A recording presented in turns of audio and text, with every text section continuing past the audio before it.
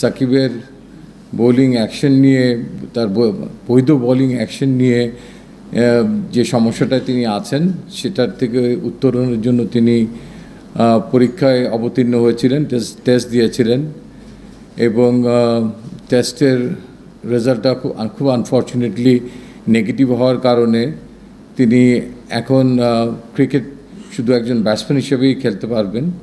So selection প্রসেসে সাকিব আল হাসানের অবস্থানটা ছিল একজন ব্যাটসম্যান হিসেবেই আমাদের কাছে, এবং আমাদের এই দলে আসলে টিম কম্বিনেশনটা সাজাতে গিয়ে শুধু ব্যাটসম্যান হিসেবে তাকে আমরা এই 15 জনে অ্যাকোমোডেট করতে পারিনি। সাকিবের ব্যাপারটা ভিন্ন। সাকিব তার অ্যাকশন নিয়ে একটা ঝামেলায় ছিলেন।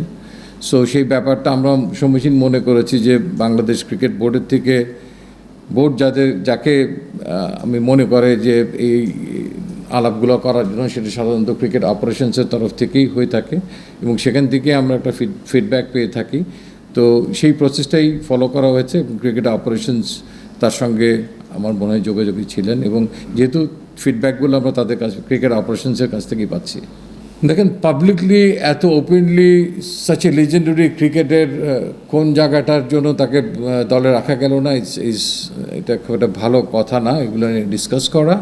তবে এই মুহূর্তে দলে যারা আছেন, আমি বলবো যে তারা এগিয়ে আছেন, because they R with us.